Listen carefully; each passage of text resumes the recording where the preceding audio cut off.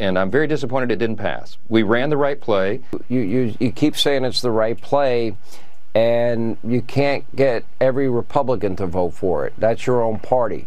The beleaguered Republican Speaker of the House, Mike Johnson, suffered another high-profile defeat on the floor of Congress yesterday, and then afterwards had to go onto the Fox propaganda network and explain to top Trump ally Sean Hannity about why he failed, and then Hannity dared him to shut down the government on behalf of Donald Trump.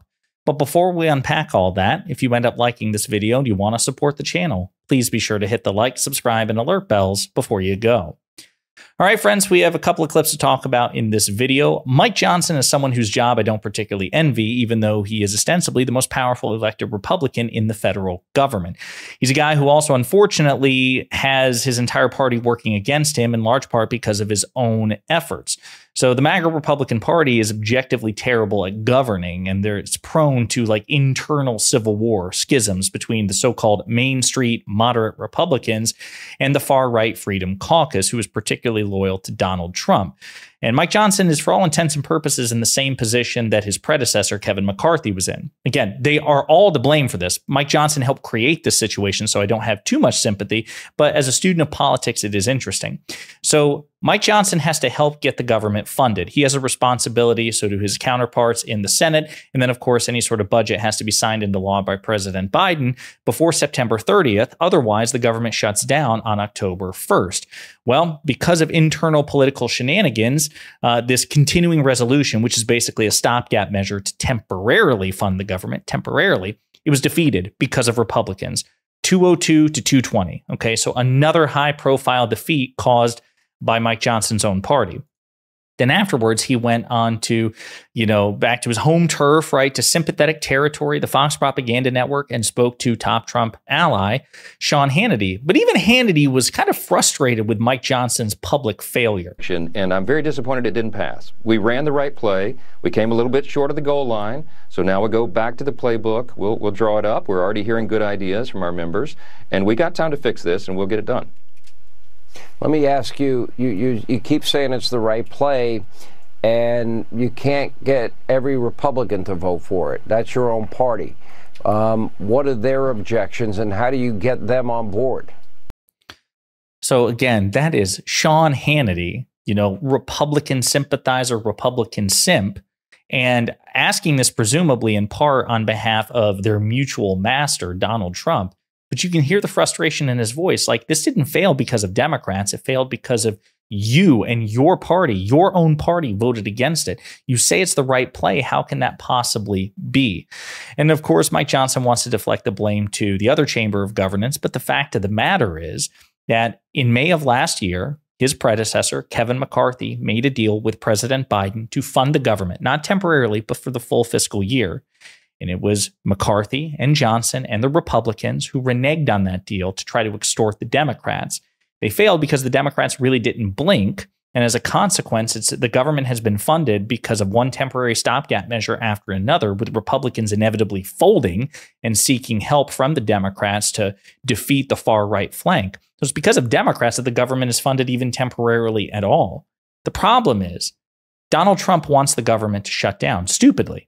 And I say stupidly because not only is it a rational period, but even in Trump's own best electoral interest, there are serious consequences to Republicans allowing the government to shut down. But here's what Trump said publicly. If Republicans don't get the SAVE Act and every ounce of it, they should not agree to a continuing resolution in any way, shape, or form. Democrats are registering illegal voters by the tens of thousands as we speak. They'll be voting in the 2024 presidential election, and they shouldn't be allowed to. Only American citizens should be voting in our most important election in history, or any election. A vote must happen before the election, not after the election when it's too late. Be smart, Republicans. You've been pushed around long enough by the Democrats. Don't let it happen again. Remember, this is Biden-Harris's fault, not yours.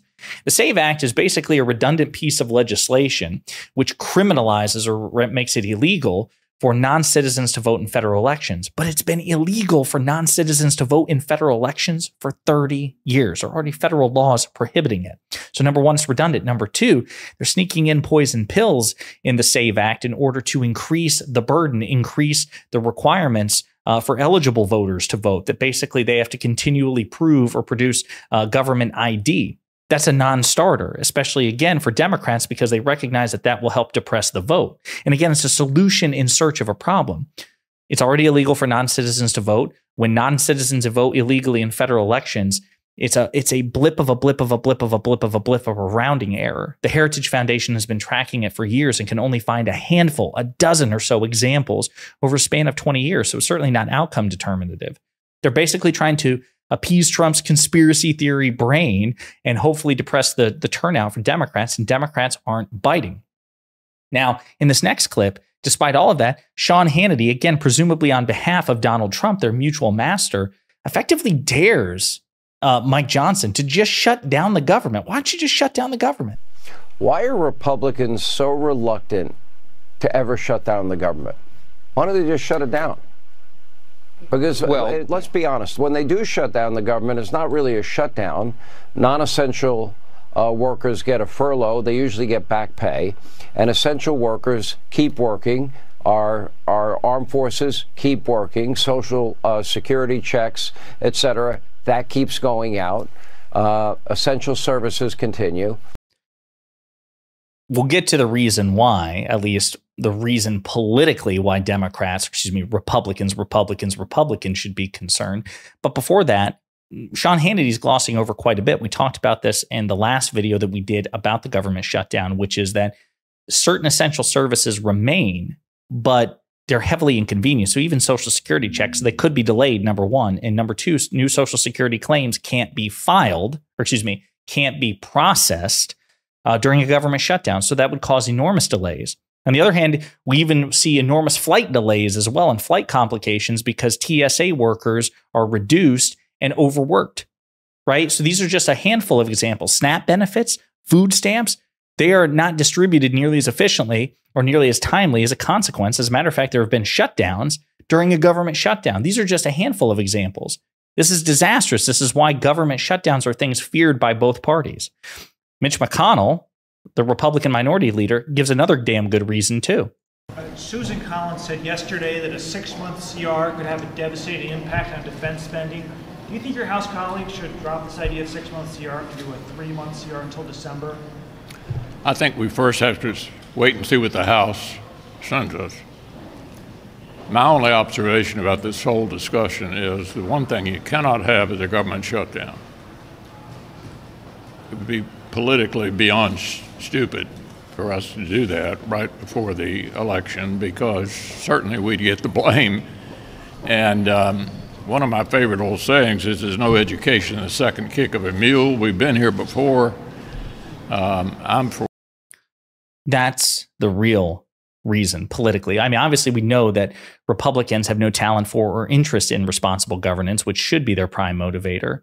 It's that they know they should dread a government shutdown because in the past, when Republicans have shut down the government, it's been one of the few occasions where the American electorate pays attention, and Republicans have suffered a consequence in both polling and elections after government shutdown.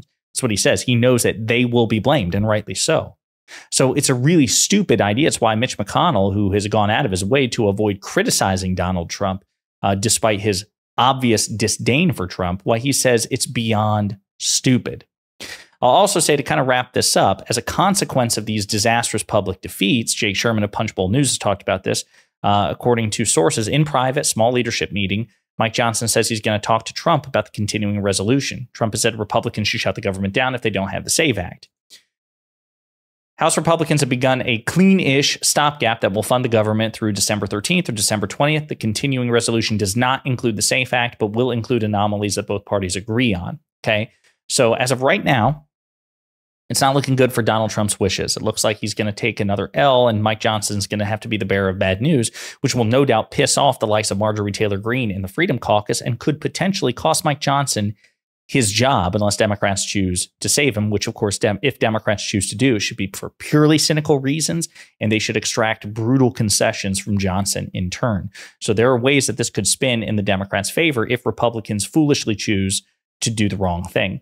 Last clip I'll play of this is Mike Johnson basically trying to fearmonger about to Republicans about what the consequences would be if House Democrats retake the majority. Particularly important. I want everybody to remember this.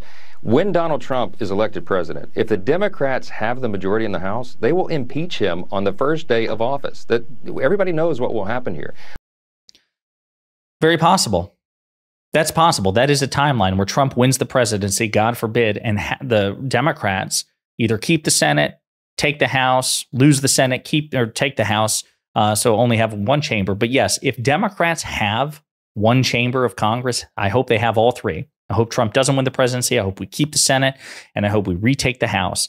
But we are more favored to take the House than anything. The presidency is a coin flip. I think the Senate's kind of an uphill battle. It's still feasible, but it goes, we're more likely to take the House than we are the presidency, than we are the Senate. Okay? It's still possible for us to get all three. Just want to be very clear about this.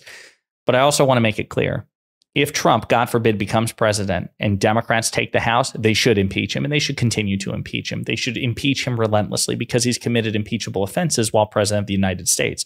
So Mike Johnson is correct to fear that. It's something that the Democrats should indeed make him fear.